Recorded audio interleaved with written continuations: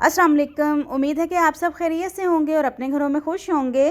तो आज मैं बनाऊंगी बैंगन का भरता, जो कि बहुत मज़े का बनकर तैयार होता है। इसको पराठे के साथ खाएं, चावल के साथ खाएं या सूखी रोटी के साथ खाने का बहुत ही मज़ा आता है। तो चलें इस रेसिपी को बनाना स्टार्ट करते हैं। बिस्मिल्लाहिर्रहमानिर्रहीम। तो यहाँ पे मैंने 3 बैंगन लिए हैं जो कि बहुत ही फ़्रेश हैं। अच्छी तरह से मैंने इनको वॉश कर लिया है। साइज़ में ये थोड़े से मुझे बड़े मिले हैं, लेकिन अगर आपको छोटा साइज़ मिले तो वो ज़्यादा सही है, क्योंकि फिर ये है कि जब हमने इसको चूल्हे पे सेकना है तो थोड़ा टाइम कम लगेगा। फ्लेम ऑन करते हैं और बैंगन बनाना स्टार्ट करते हैं। अगर तो आपके पास ग्रिल प्लेट है तो फिर आप उसी में इकट्ठे रख के उनको एक ही टाइम पे ग्रिल कर सकते हैं, लेकिन अगर वो अवेलेबल नहीं है तो फिर मैं जिस तरह कर रही हूँ आप भी एक एक जो बैंगन है वो इस तरह रख के इनको सेक सकते हैं। फ्लेम को बहुत ज़्यादा हाई नहीं आपने करना है, तो मीडियम फ्लेम पे ही इसको कुक करेंगे। और ये जो टमाटर हैं इसका भी मैं आपको बताऊँगी कि क्या करना है। तो यहाँ पे जो बैंगन है वो ग्रिल हो रहे हैं। तो मैं आपको एक और तरीका भी बता देती हूँ कि अगर आपको बड़े साइज़ में बैंगन मिल जाते हैं तो फिर आप उसको दरमियान से कट करके उसके 4 या 6 पीस कर लें और फिर इस तरह से भी आप ग्रिल कर सकते हैं, जल्दी ग्रिल भी हो जाएंगे। मैं सिर्फ एक ही बैंगन को कट लगाऊंगी आपको दिखाने के लिए, बाकी के जो 2 बैंगन हैं उन पे मैं कट नहीं लगा रही हूँ। तो बस दोबारा से इसको पकने के लिए रख देते हैं। टोटल 5 से 6 मिनट लगते हैं इनको ग्रिल होने में। तो ये देखें यहाँ पे जो बैंगन हैं वो सारे ग्रिल हो गए हैं और इनका जो छिलका है वो भी इजीली उतर रहा है, अंदर से भी सही से पक गए हैं। बस अब इसको उतार लेते हैं और जो टमाटर हैं उनको भी हम सेम ही इसी तरीके से ग्रिल कर लेंगे। टमाटर को ग्रिल करने का एक तो ये फ़ायदा होगा कि इनका छिलका जो है वो जल्दी उतर जाएगा, और दूसरा ये है कि जो सालन है उसमें एक स्मोकी सा बड़ा अच्छा सा इसका फ्लेवर आएगा। तो ये भी हमारे रेडी हो गए हैं। अब इसको भी निकाल लेते हैं और इनको थोड़ा सा ठंडा होने देंगे ताकि जो इनके छिलके हमने बाद में उतारने हैं वो इजीली उतारे जा सकें। तो चलें अब इनके छिलके उतारना स्टार्ट करते हैं। बहुत आसानी से छिलके उतर जाते हैं, कोई ख़ास मेहनत नहीं करनी पड़ती है। तो अगर आपने अभी तक मेरे चैनल को सब्सक्राइब नहीं किया है, मेरे चैनल को सब्सक्राइब कर दें और बेल आइकन के बटन को लाजमी प्रेस कीजिएगा ताकि आपको मेरी हर नई आने वाली वीडियो का नोटिफिकेशन मिल सके।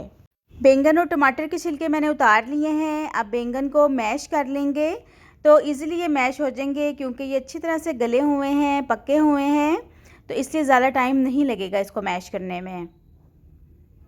रेसिपी के नेक्स्ट स्टेप की तरफ चलते हैं और अब मसाला तैयार करेंगे। पैन में हाफ कप ऑयल डाल के इसको गरम कर लेंगे और ऑयल गरम हो गया है। अब इसमें मैं एक बड़े साइज़ का प्याज डाल रही हूँ जिसको मैंने बारीक बारीक कट कर लिया है। प्याज को हल्का ब्राउन करना है, बहुत ज़्यादा इसका हमने कलर चेंज नहीं करना है। प्याज ब्राउन हो गए हैं और इसमें अब जो हम लोगों ने ग्रिल टमाटर किए हुए थे उनको मैंने काट लिया है, वो इसके अंदर ऐड करके इसको पकने देंगे ताकि जो टमाटर हैं वो सही से इसमें मैश हो जाएं। तो यहाँ पे जो मैं मसाला बना रही हूँ वो मैंने 3 बैंगन लिए हैं, तो उसके मुताबिक ये जो मसाला है वो बिल्कुल परफेक्ट क्वांटिटी है मसाले की। 3 मैंने बैंगन लिए हैं, 3 ही टमाटर हैं और इसमें एक बड़े साइज़ का मैंने प्याज इस्तेमाल किया है। अगर प्याज छोटा है तो फिर आप उसमें 2 प्याज जो हैं वो ऐड कर सकते हैं। कवर करके थोड़ी देर इसको पकने देंगे ताकि जो टमाटर हैं वो सॉफ्ट हो जाएँ। अब बारी है इसमें कुछ स्पाइसेस शामिल करने की, जिसमें हाफ़ टी स्पून नमक है, आप अपने टेस्ट के मुताबिक कम ज़्यादा कर सकते हैं। हाफ़ टी स्पून ही पिसा हुआ सूखा धनिया है और हाफ़ टी स्पून हल्दी का है।